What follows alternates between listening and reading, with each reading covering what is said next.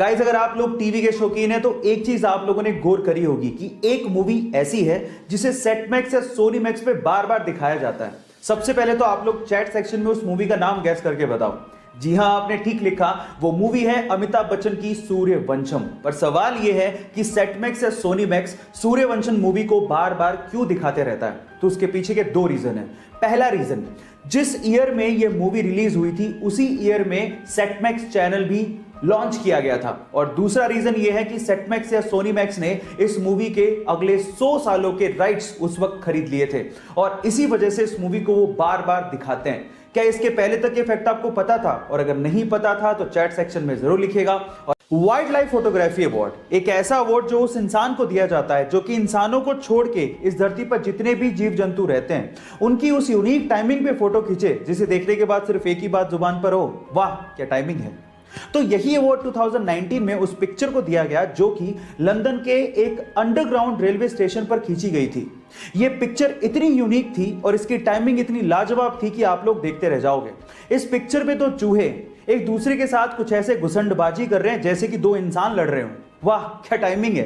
Guys, ये picture देख के आपको कैसा लगा चैट सेक्शन में जरूर लिखिएगा। और गाइस, इंडिया में जब एग्जाम होता है ना तो हमारे यहाँ के स्टूडेंट गर्मियों में तो चलो नहा के ही जाते हैं एग्जाम देने, लेकिन वो लोग सर्दियों में इनफैक्ट कड़ाके की ठंड में भी नहा के जाते हैं एग्जाम के चक्कर में।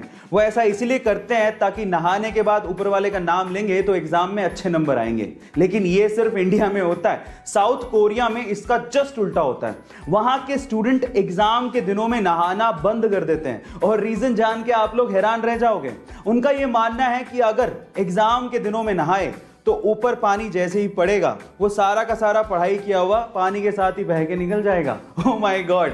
गाइस, इसके बारे में आपका क्या ख्याल है चैट सेक्शन में जरूर लिखिएगा। और क्या आप भी एग्जाम में नहा के जाते हैं ये भी चैट सेक्शन में बताइएगा। जिस उम्र में लड़के और लड़कियां ब्रेकअप और पैचअप के खेल में बिजी होते हैं उस उम्र में इस लड़के ने सोचा कि मैं अपना स्टार्टअप शुरू करूंगा। 17 साल की छोटी सी उम्र में उसने अपना कॉलेज ड्रॉप आउट कर दिया, वो भी अपने पेरेंट्स को बिना बताए, और अपना स्टार्टअप शुरू किया। हालांकि वो स्टार्टअप इतना नहीं चल पाया, फेल हो गया, लेकिन उसने हार नहीं मानी।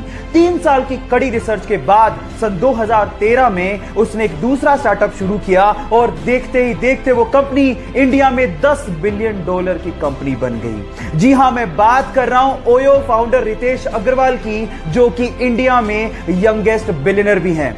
गाइस, यहां सीखने लायक बात यह है कि if you can believe it you can achieve it. जब वो हैदराबाद जाने के लिए रेलवे प्लेटफॉर्म पे खड़ा था तो पैर फिसलने की वजह से वो सामने से आती हुई ट्रेन की चपेट में आ गया, जिसकी वजह से उसके दोनों पैर कट गए।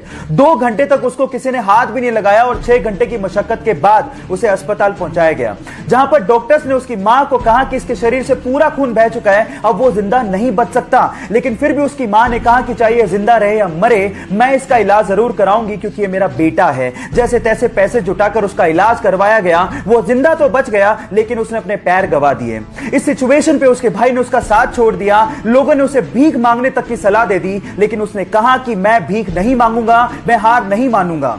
उसने जिम ज्वाइन किया, अपनी बॉडी बनाई, वीडियोस अपलोड की और बहुत सारे लोगों के लिए एक मिसाल बन गया। उसका नाम है देव मिश्रा, जिसने हमें यह सिखाया कि जिंदगी हौसले से जी जाती है।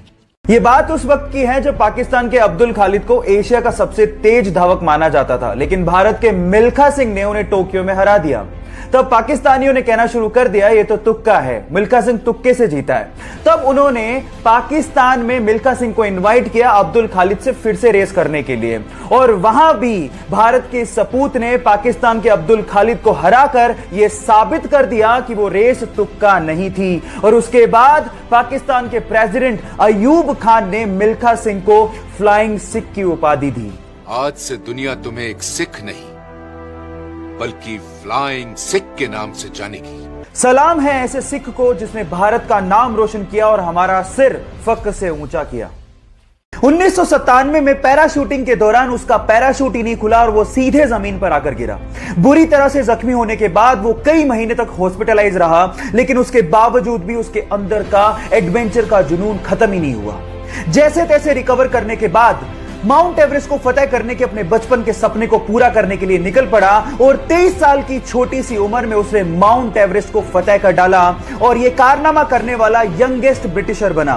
Yes, I am talking about Bear Grylls, जो कि अपनी मैन वर्सेस वाइल्ड सीरीज के लिए विश्व विख्यात हैं। गाइस, यहां सीखने लायक बात यह है कि लाइफ में प्रॉब्लम्स सबके आती हैं, लेकिन जो उसका डट के सामना करते हैं लोग उसी के बारे में चर्चा करते हैं।